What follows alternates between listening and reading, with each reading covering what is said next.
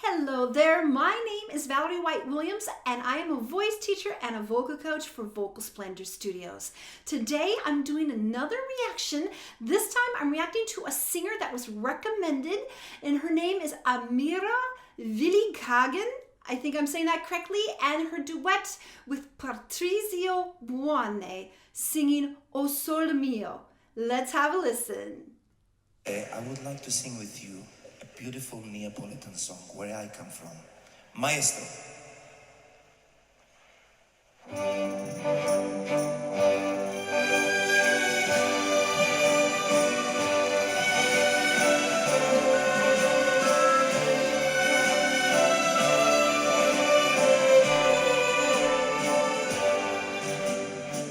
Che bella cosa, una giornata di sole, l'aria serena, dopo una tempesta, quell'aria fresca, pare già una festa, che bella cosa la giornata di sole.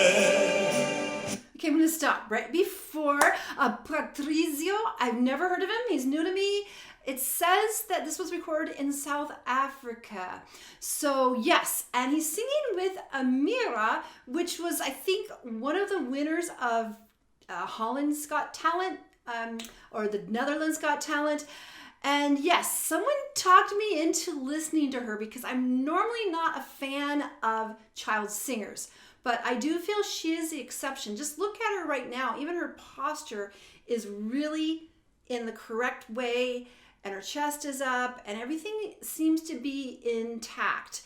Now, yes, they are singing on mics, and that is not typically what classical singers do, but in these sorts of kind of opera settings, this is what's going on. So let's listen to Amira.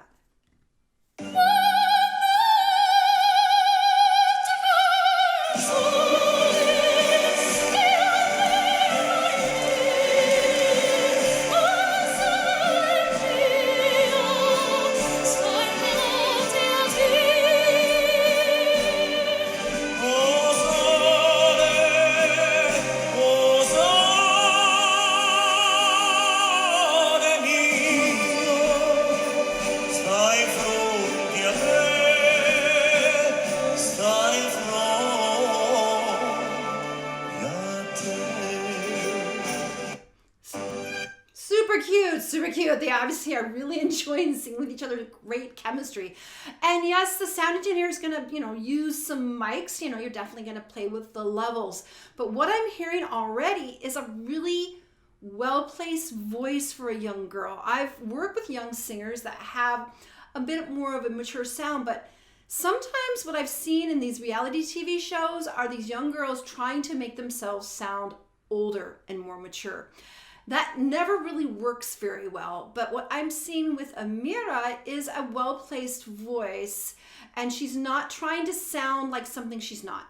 She's a very talented young girl. Looks like she's 10 or 11, 12, that's what I would guess at this point.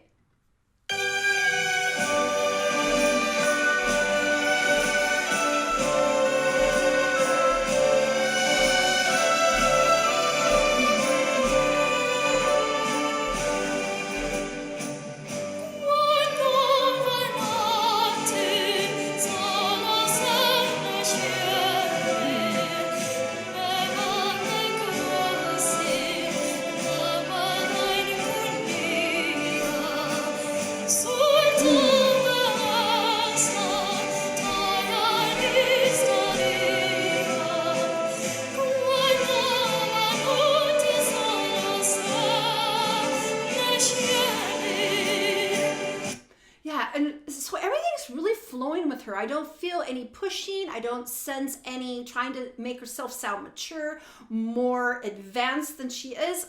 Maybe that's not the right word. But she does have an easy flow with the vibrato. There's no pushing. Everything's really relaxed. Her posture's right up. What she really reminds me of is the young Beverly Sills, who also started singing arias at a young child. But here's the key, is these women were taught with great teachers, and that's one of the things to keep them on the straight and narrow so the voice can mature later and hopefully having a long career.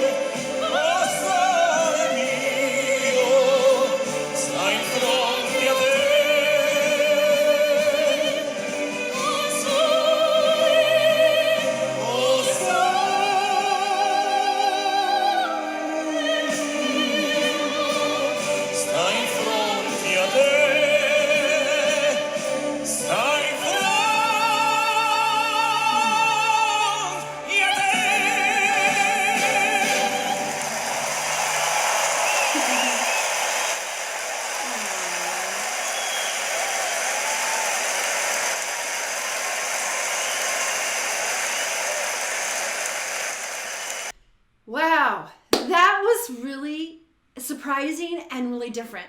Now, when someone recommended this singer, I did have to peek because I only like to react to singers I like. You guys might have noticed this. I'm not going to be going around telling people the singers I don't like and what I don't think they're doing right, because I don't think that's very respectful, because all the singers have fans and you don't need a vocal coach just telling people like what they're not doing wrong.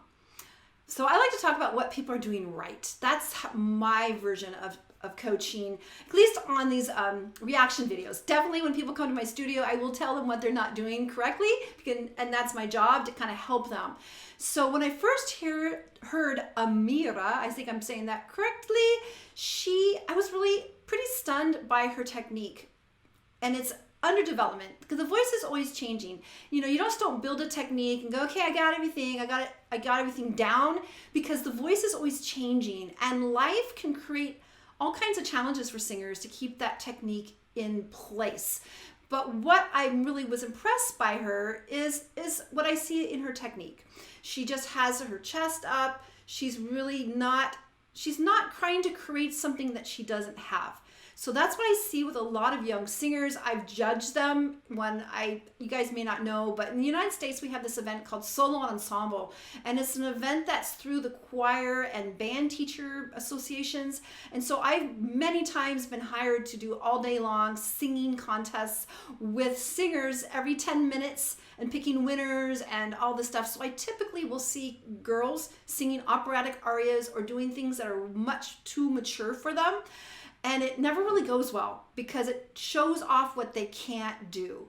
And when you're doing a competition, particularly, you want to show what you can nail. Not like, I want to do this, or I think I can do this, or I'm above, I want to do, they love opera. Now, this isn't really an opera song. It's, like I said, a Neapolitan song. So it's actually really appropriate for her to work with. But like I said, I was seeing that really upright posture, her stability of her breathing is all first rate. She's also got that really loose jaw. O Sole Mio. Everything's just really relaxed and easy. And we have this really consistent vibrato. So that's the other sign. The vibrato is kind of like the car engine, in classical singing, I should say. So if there's like, we get this kind of wobble is what we call.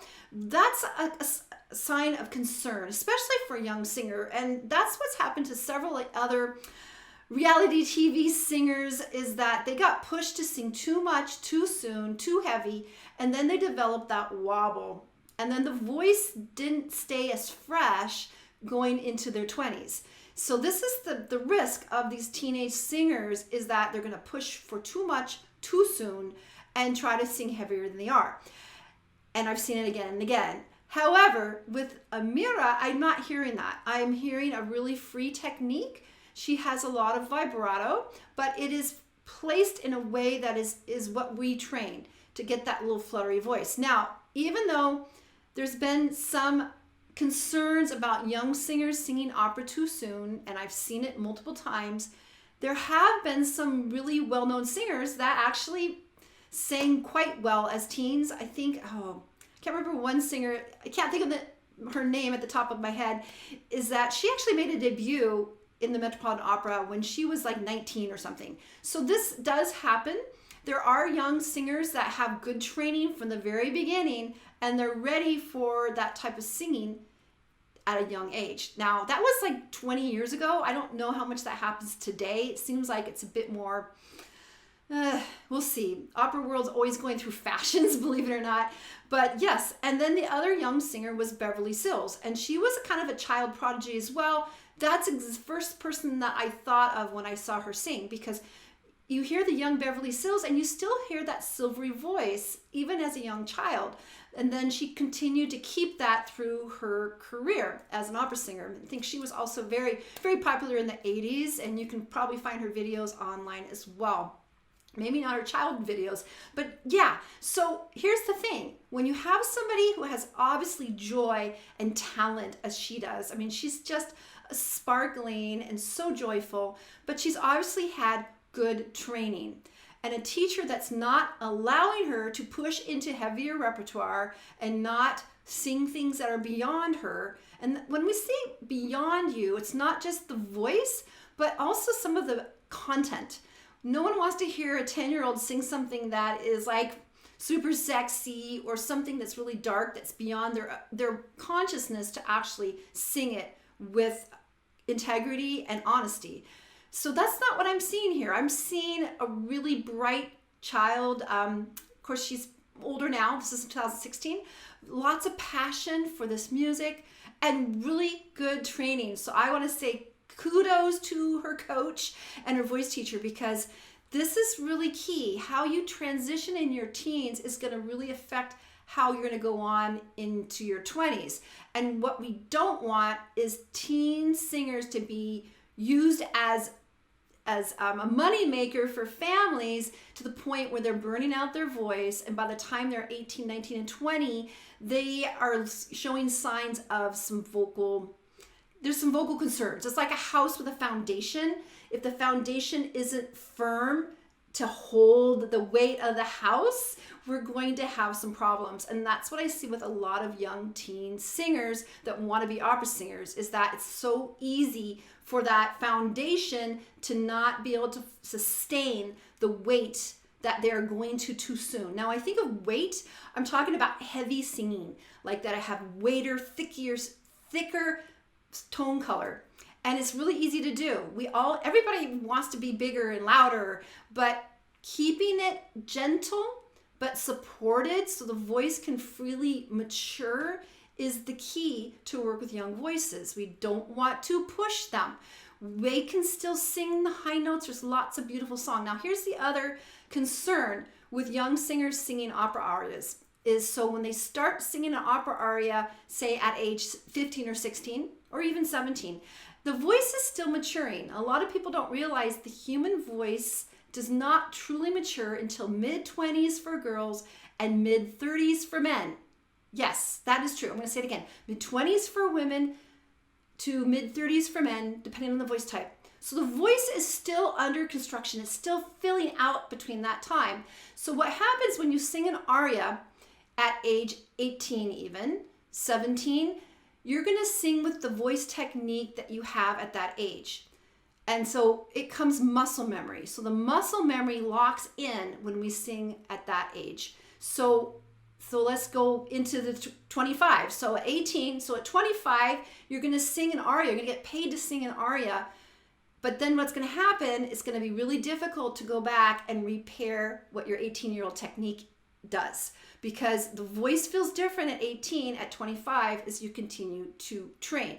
And so it can be very difficult to recover those arias and those roles if you sing them too early. And that's happened to many singers, and they have to kind of rework it. It's just not worth it. So O Sole Mio, perfect. That's the kind of thing that is not going to create muscle memory. And I've actually had a personal experience with that. I always thought, oh yeah, that's kind of weird. I don't know if I believe it, but many years ago, I sang a Christmas concert with a bunch of other opera singers. And of course, all the Christmas songs were taken instantly, the O Holy Nights and all that stuff. So I had to dig deep into my collegiate repertoire, and I recovered a song that I did when I was probably 20, 21. And it was kind of Christmas theme, and it wasn't really hard at all. But when I got the music, I hadn't sung it for many, many years. When I first started singing it, my voice hurt. It was the weirdest thing because my voice went back to that 20-year-old technique, and it was so bizarre. And if I had not experienced it, I would never have thought it was real. But basically, it's like photographic memory. It's like your body remembers it. And so I had to, at first I wanted to just throw the piece out and burn it. It was so difficult. And then I went, okay, I need to sing this with my current technique, pretend it's like a brand new song. Then it went well. So that is also the challenge of keeping that technique going for the long haul. Because that's what we want these talented kids to do. Not just be a splash in the pan, be a teenage singer, the young child singer. We want them to have a long career. And so far, this is what I'm seeing with young Amira. She did great. And they were so cute. They had tons of chemistry. And yeah, I'm looking forward to doing more reactions with her. And I'm hoping that she is getting great technique the whole time. I imagine she must be getting into her later teens or mid-teens. And so let me know, you fans of Amira, what other videos should I react to? I'm not sure I'm going to react to the O Mio Babino Caro. I have mixed feelings about girls singing that, or any young person. But I know people love it. But yeah, I'm not sure about that one. Maybe. Maybe I'll do that. So I want you to let me know what other songs that she's done that I can listen to. And if you like her reactions and my reactions to her, please click on the bell and subscribe so you get notified of all my uploads. Okay. Also, I want to tell you that I am still teaching through this shutdown. It's really longer than everybody expected, but I am teaching online. I've been teaching online since 2011, and I've worked with all kinds of singers, from beginners to professionals, all ages, from opera singers to rock singers. So if you're interested in getting some lessons, please go to my website at vocalsplendor.com. Also, I want to let you know of a free Facebook group that I have called Creative Soul Alignment. And it's a group where we have all sorts of creative people and spiritual people. And because it's the same. Spirituality and creativity go together. And we are really interested in those subjects and supporting each other with that interplay. All right. And then also I want to let you know I have another free group called YouTube Success Strategies, and I'm stepping into becoming a YouTube coach to help you get views and subscribers for your channel. So you can find, and it's also free. So everything will be linked below in the description. All right, that was long. Thanks for that, and I look forward to making more videos for you soon. Take care. Bye.